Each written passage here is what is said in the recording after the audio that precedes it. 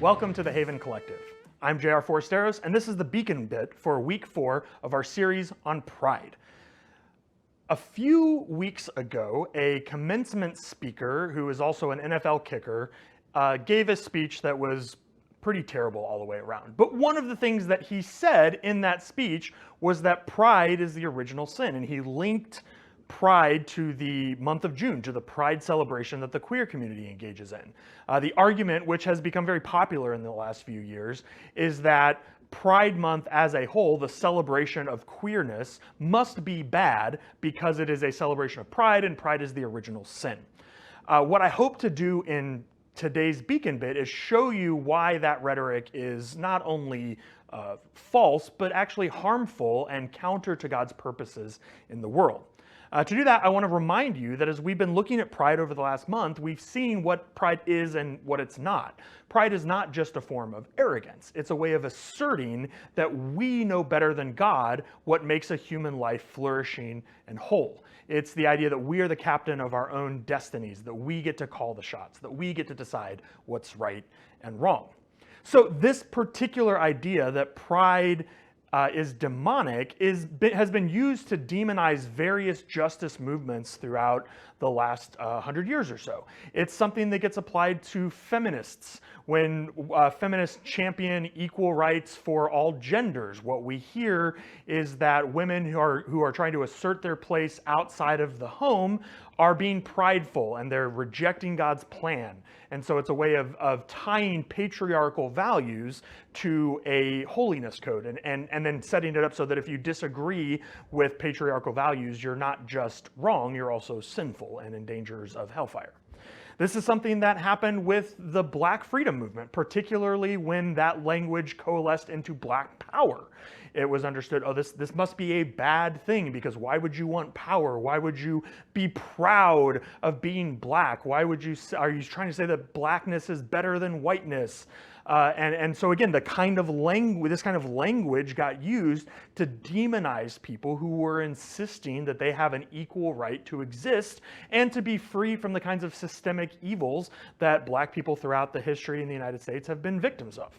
And then, of course, in the last few years, it's really picked up steam when it comes to criticizing the queer community, particularly during the month of June, during the celebration of Pride, because the queer anthem has been "We're here, we're queer," right? We're proud to exist because queer people have for so long existed in a world that denies their existence or denies their right to exist. And so they are asserting their dignity and humanity by saying we are proud of who we are. And so because, as we talked about a couple of weeks ago, pride has long been identified in the Christian tradition as the original sin or the root sin, it's easy to use some rhetorical flourishes to demonize queer dignity in that way, to say, oh, see, if you're celebrating pride, you're celebrating the original sin, and this is a clear indication that your entire movement is evil. So again, it's been done with feminism, it's been done with Black Power movement, it's been done with queer liberation recently. We see the same rhetorical flourishes over and over and over. And we actually see it in the reading for this week in 2 Corinthians 11 and 12. Paul is writing to the Corinthian church, and we call this letter 2 Corinthians. It's actually, as far as we can tell, probably 4th Corinthians. We just don't have 2 of Paul's other letters. But we can see from this letter the sort of state that Paul's ministry has been in. Paul was a Jewish man. He was a committed Jewish man. We know that he studied in basically the best Jewish university in the world in Jerusalem. He was so into Judaism that other faithful Jews kind of thought maybe he should chill out a little bit. He was the one who inaugurated the persecution of the church. He went around getting early Jews who were following Jesus executed. And then he had this miraculous conversion where Jesus appeared to him and called him not just to become a Christian, but to become the main apostle to the Gentiles. So whereas most of the earliest Christians were Jewish men and women who were connecting with other Jewish people, going into synagogues and telling other Jewish people, hey, the Jewish Messiah has come, Jesus sent Paul to everyone else in the world, all of the Gentiles, people like me, right? To say, hey, Jesus is not just for the Jews, Jesus is for everybody. This caused all kinds of controversy in the earliest church because Paul said that Gentiles didn't have to convert to Judaism to follow Jesus. They didn't have to get circumcised. They didn't have to keep the dietary code. They didn't have to do any of that stuff. Jesus would accept them just as they are by faith, the same way God accepted Abraham. So Paul is going all over the Roman Empire, and he's starting all of these churches. He'd stay with them for a few months or a year or something like that. He'd get them off the ground, and then he'd leave, and he'd go to another city and start all over. And what started happening was these other people, they called themselves super apostles, would come in behind Paul, and they would correct his theology. They would say, oh, hey, we love that you guys are onto this Jesus thing, but here's the thing, Paul doesn't really totally know what he's talking about. There's some problematic stuff about him, and it turns out what you need to do is you do need to get circumcised, you do need to keep the dietary code, like, sorry, God made up these rules, not us, and yeah, we're sorry Paul was a little overzealous, but that's Paul being Paul.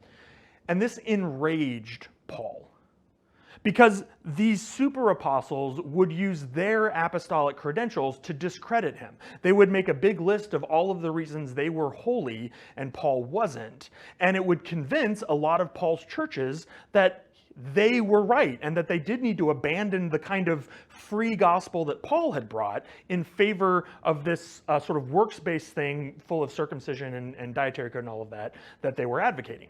And so in 2 Corinthians 11 and 12, we see Paul boasting, and I love the way he does this, because he's like, look, none of this stuff even matters, but I guess if you're going to make me display my credentials, here we go. And then he starts listing out all of the reasons that he is qualified to tell them the Jesus story, why he is in fact more qualified than these so-called super apostles that have been following him around correcting him. He's boasting by not boasting.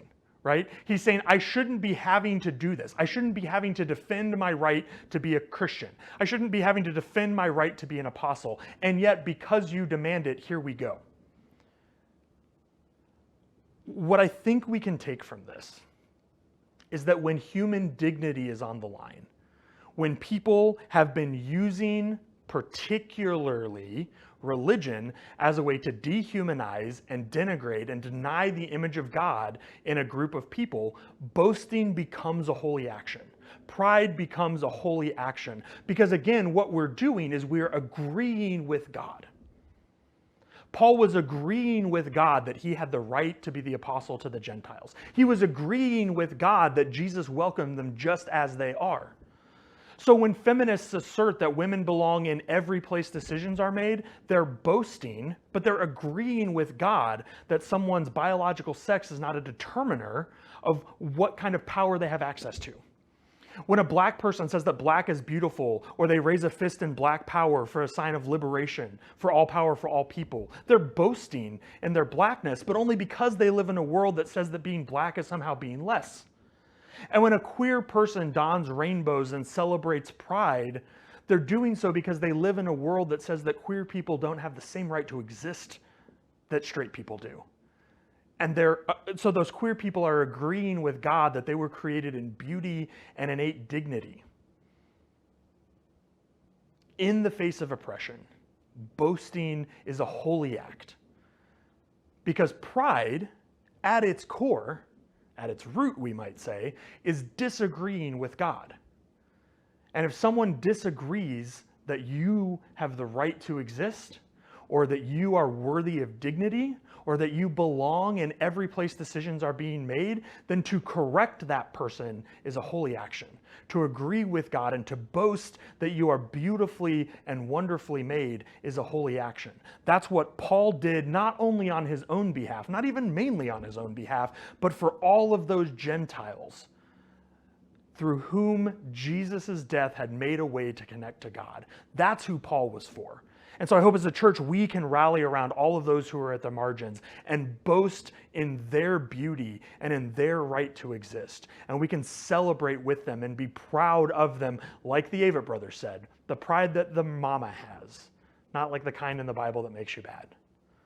In our beacons this week, we're going to be talking about that kind of good pride. And I hope that you find the time between now and then to be saturated with the presence of God. I look forward to seeing you on Sunday. Until then, grace and peace go with you.